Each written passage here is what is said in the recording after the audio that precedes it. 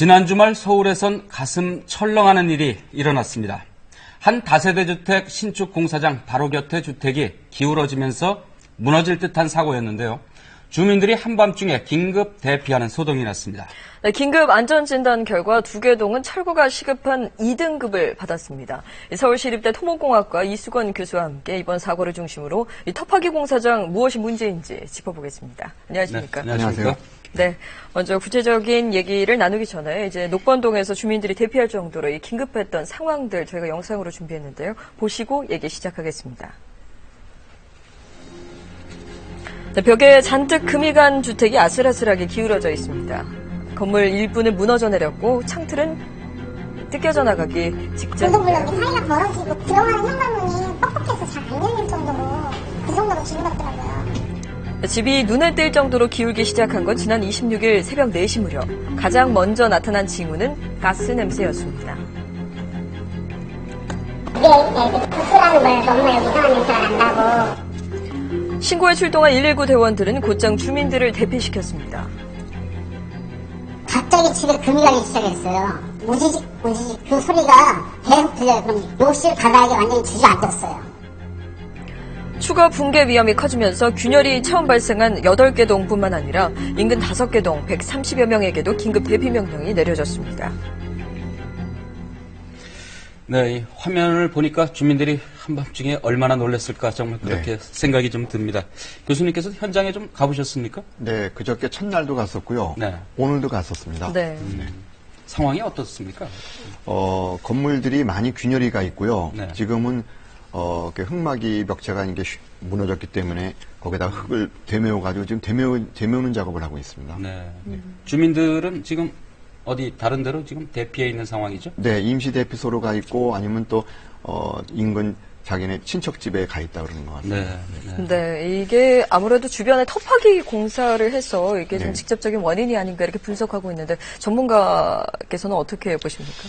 네, 서울시에서는 그 흙막이 할 때 그 뒤에서 물이 새가지고 흙이 내려가서 이렇게 침하가 됐다 그러는데 네. 제가 보기에는 그거는 하나의 현상이고요.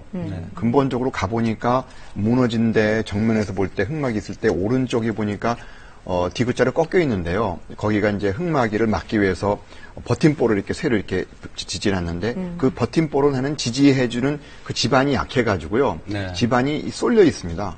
왜 그런가 하면 지반이 그냥 지반만 있으면 되는데 뒤에 골목이 있어가지고요.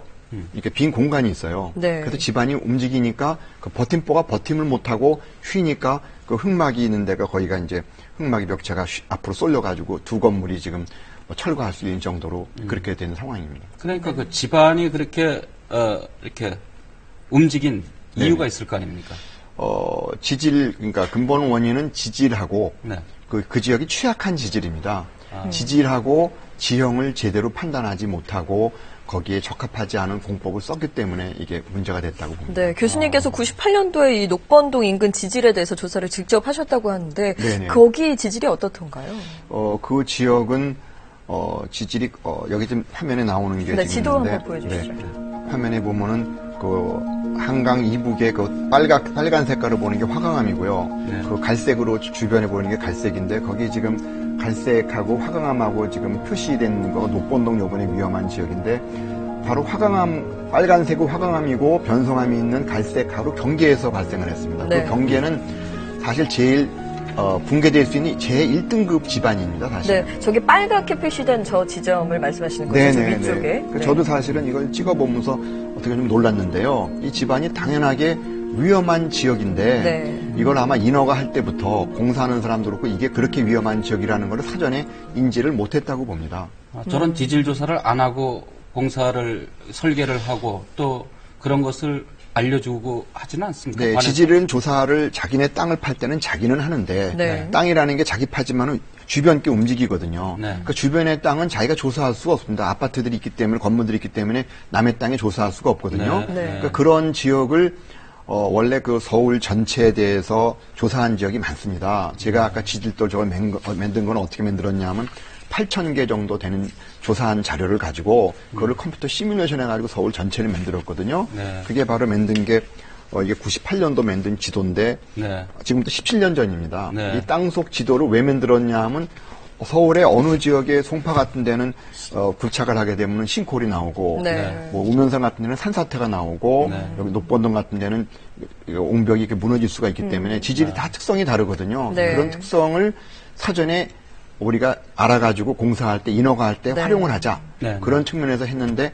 지금 활용이 잘 안 되고 있습니다. 그게 안 됩니다. 그렇군요. 일단은 이제 녹번동 사고 얘기를 다시 해보겠습니다. 두 개 동이 철거 이제 결정이 됐고요. 나머지 네네. 건물들도 안전하진 않겠는데요. 네, 6동이 있는데요. 그 6동이 사실은 전부 다 8동이 무너진 걸 이렇게 보면은 그게 아까 제가 말씀드린 것처럼 오른쪽이 취약했기 때문에 거기에 연결돼서 이렇게 지보를 못했기 때문에 무너지는 네. 거거든요. 네. 근데 두 건물은 이제는 철거해야 되고 나머지 6건물은 균열이 많아가지고 아마 그거를 보수한다 그래도 일반 거기 있는 주민들은 아마 그거를 그렇게 만족하지 못할 겁니다. 네, 아까 네, 등급 얘기를 하셨는데 좀 네네. 들어보죠. 뭐 D등급, 2등급 막 이렇게 나누는데 그건 어떤 기준으로 네. 그렇게 나누는 겁니까? 균열 봐가지고 아주 이제 철거할 정도로 아주 위험한 건물은 네. 그 2등급이라고 그러고요. 네, 가장 이번 나쁜 두 개 동이 등급이고. 2등급을 네, 받은 2등급이고 그 다음에 D등급은 그 균열이 있지만은 그런 대로 한번 진단해가지고 할지 안 할지를 한번 진단하자. 그러니까 어느 정도는 아주 시급한 건 아닙니다. 그러니까 사람이 살 수 있다는 겁니까? 아니요, 그거 진단을 해봐가지고 결정하겠다는 얘기입니다. 금방 철저한 건 아닌데요. 네. 그다음에 이제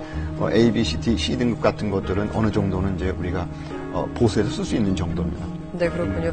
이 지역 주민들이 12월 중순부터인가요? 이거 네네. 전봇대가 집 앞에 있는 전봇대가 싱크홀처럼 이렇게 푹푹 꺼져서 좀 네. 신고를 했다고 하더라고요. 이게 전조 증상으로도 볼 수 있는 건가요? 네, 그것도 마찬가지입니다, 사실은. 그래서 우리가 작년에 생각했던 잠실 지역하고 네. 이 지역하고 똑같은 게 작년에 여름에 용산역 부근에서 이렇게 보도가 꺼져가지고 두 사람이 빠진 거 있지 않습니까? 네. 그 옆에도 가도 공사하다 그런 거거든요.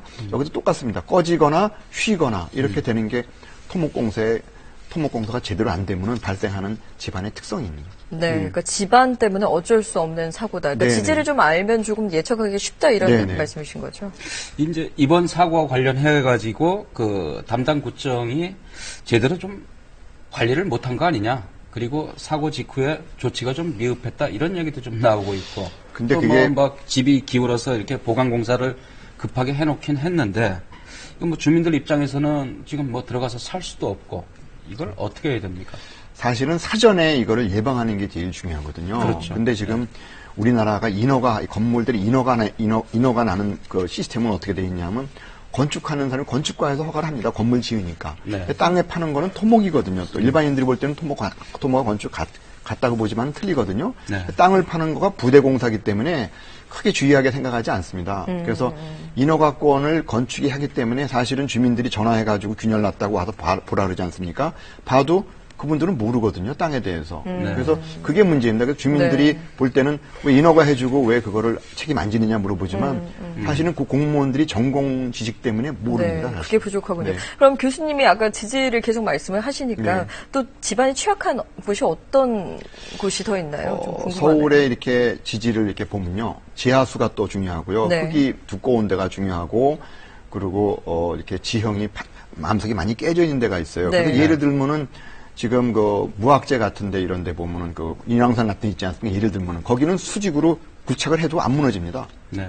그러니까 무너질 때가 있고 안 무너질 때가 있거든요. 네, 무너질 때는 녹번동 같은 데는 취약 지역이고요. 네. 거기가 네. 암서의 경계 지역하고 또 영등포, 송파 이런 데는 구착하게 되면 싱크홀이 나올 수 있는 지역이고요. 네. 잠실 쪽 말씀하시는 네, 그렇습니다. 근데 무학재나 중구 이런 데는 화강암 있는 지역은 굴착을 90도로 해도 큰 문제가 없습니다. 그러니까 지역마다 다른 거지. 그러니까 네. 지역의 지질에 따라서 적합한 공법을 선정하면 되는 거지. 네. 우리가 네. 토목공사를 못하는 건 네. 아닙니다.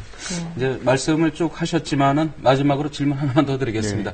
이런 사고를 좀 막기 위해서 앞으로 우리가 어떤 대책들을 좀 할지 핵심만 좀 한번 지금 이게 집안이 어디가 나쁘다는 서울시 자체에서 이거는 구청에서 할 수 있는 게 아닙니다. 네. 구청은 모릅니다, 공무원들이요. 그래서 전문 지식이 가지고 있는 서울시에서 서울의 땅이 어디가 어떻게 취약하고를 알아가지고 인허가할 때, 인허가할 때부터 도시계획 차원에서 이걸 반영을 해야 되고요. 네. 1등급 해가지고. 네. 그리고 관리 감독을 해줘야 되고 또 뭐가 있냐면 무너지게 되면은 이제 인허가한 사람하고 시공한 사람이 있지 않습니까? 이 사람들이 책임을 묻는 게 가장 중요하다고 봅니다. 네. 그러면 네. 이런 사고가 거의 없어지라고 봅니다. 네, 책임을 묻는 것과 좀 더 근본적인 이유에 대해서 고민하는 거 필요하겠습니다. 네네. 고맙습니다. 네, 네, 고맙습니다. 고맙습니다.